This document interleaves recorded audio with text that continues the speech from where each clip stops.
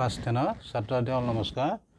তোমালোকক মই পুনৰ আলোচনা চেপ্টাৰটোৰ বৰ্গ আৰু বৰ্গমূল এইটো হ'ল দ্বিতীয় খণ্ড। এই খণ্ডটোৰ তোমালোক কিছুমান বৰ্গ আৰু বৰ্গমূলৰ সাধাৰণ ধাৰণা বুজাই দি আহিছোঁ। আজি মই বুজাই দিম বৰ্গমূল। চোৱা, প্ৰতিটো পূৰ্ণবৰ্গ সংখ্যাৰ দুটা বৰ্গমূল থাকে আৰু ইয়াৰ আগতে মই পূৰ্ণবৰ্গ সংখ্যা বুজাই দিছোঁ। চাই যাবা, এটা ধনাত্মক পজিটিভ আৰু আনটো ঋণাত্মক নিগেটিভ। যেনে চোৱা, 36ৰ আমি বৰ্গমূল দুটা পাম। এতিয়া চোৱা, 36ক আমি কেনেকৈ পালোঁ? 6ক স্কুৱেৰ কৰিলে আমি 36 পাম। গতিকে 6টো হ'ব 36ৰ বৰ্গমূল। আৰু আমি 36 কেনেকৈ পাম? চোৱা, -6 হোল স্কুৱেৰ। ইয়াতে হ'ব 6 - 6 ইনটু -6। 36 পাবা, মাইনাছে plus, minus into minus plus. তোমালোকে জানাই। এতিয়া চোৱা, 36 আমি কেনেকৈ পালোঁ? -6ক স্কুৱেৰ কৰোঁতে আমি 36 পালোঁ আৰু +6কো স্কুৱেৰ কৰোঁতে তুমি 36 পালা। গতিকে 36ৰ বৰ্গমূল তুমি দুটা পাবা। এটা হ'ব -6, এটা হ'ব +6। সেইকাৰণে ইয়াতে লিখা হৈছে, চোৱা, যেনে 36ৰ বৰ্গমূল দুটা, এটা আমি +6 আৰু এটা -6। এতিয়া চোৱা, মান হিচাপে দুয়োটা সমান। মান হিচাপে আমি দুয়োটা সমান পাম। যেনে চোৱা,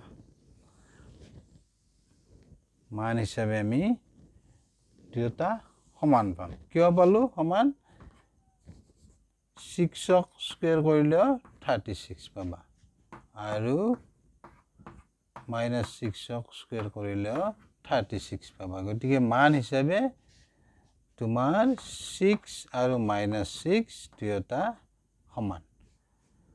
পালা বুজি? আৰু এটা উদাহৰণ দি মই বুজাই দিওঁ। চাবা, এটা সমীকৰণ লোৱা, যেনে x² - 36 সমীকৰণ। এতিয়া চোৱা, xৰ ঠাইত কি ভেলু বহাই দিলে, কি মান বহাই দিলে আমি ৰিজাল্টটো 0 পাম। ইয়াতে তুমি LHS আমি বাওঁফালটো ল'লোঁ। চোৱা, x² - 36। ইয়াতে তুমি 6, xৰ ভেলু এবাৰ 6 বহাই দিয়া। তেতিয়া কি হ'ব? 36 - 36 কি আহিল ৰিজাল্ট? 0 পালা। ইয়াতে আমি প্ৰথম x² আমি বহালোঁ, আমি x² বহালোঁ 6। এবাৰ তুমি x² -6 বহাই দিয়া। x² এবাৰ তুমি -6 বহাই দিয়া। তেতিয়া কি হ'ব? 36 ৰিজাল্ট, তুমি ৰিজাল্ট পাবা 0। গতিকে তুমি চোৱা, এই xৰ মান দুটা থাকিব।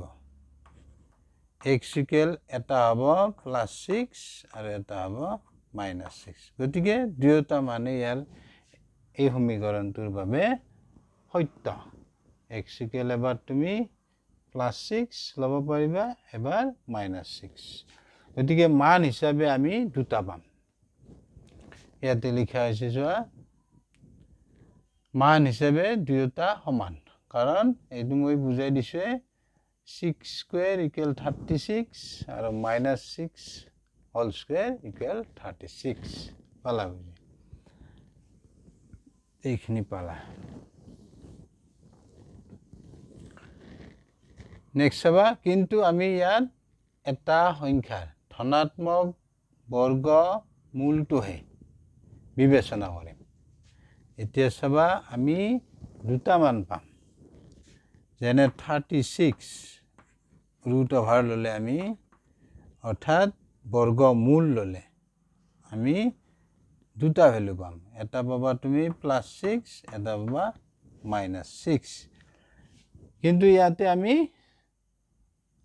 পজিটিভটোহে আমি বিবেচনা কৰিম ধনাত্মক বৰ্গমূলটোহে আমি লম তেছোৱা কিন্তু আমি ইয়াত এটা সংখ্যাৰ ধনাত্মক বৰ্গমূলটোহে বিবেচনা কৰিম আৰু এটা সংখ্যাৰ ধনাত্মক বৰ্গমূলক এই চিনটো তোমালোকে জানাই বৰ্গমূল চিনেৰে নিৰ্দেশ কৰা হয় এইটো চোৱা বৰ্গমূল চিন এইটো হ'ব বৰ্গমূল চিন পালা বুজি এতিয়া চাবা যেনে 9 ৰুট অভাৰ 9 অৰ্থাৎ 9 বৰ্গমূল আমি ইয়াতে লিখিম 3 তুমি -3 লব নোৱাৰা -3 হ'ব নোৱাৰে ইয়াতে লিখি দিছো চোৱা ৰুট অভাৰ 9 আমি 3 হে লম অৰ্থাৎ ধনাত্মক বৰ্গমূলটো লম মাইনাসটো আমি ইয়াতে কনসিডাৰ নকৰো বিবেচনা নকৰো ইয়াতে লিখি দিছো -3 নহয় পালা বুজি তেনেকৈ চোৱা ৰুট অভাৰ 16 ইয়াতে আমি 4 পজিটিভটো লম ইয়াতে আমি -4 বিবেচনা নকৰো -4 নহয় পালা বুজি আৰু মনত ৰাখিবা যেতিয়া আমি মান হিচাপে লম তেতিয়াহে দুয়োটা মান আমি কনসিডাৰ কৰিম বিবেচনা কৰিম তে তোমালোকে বৰ্গমূলৰ ধাৰণাটো বুজি পালা নিশ্চয় আৰু বুজি পালা নে নাই কমেন্টত জনাবা থ্যাংক ইউ বাই বাই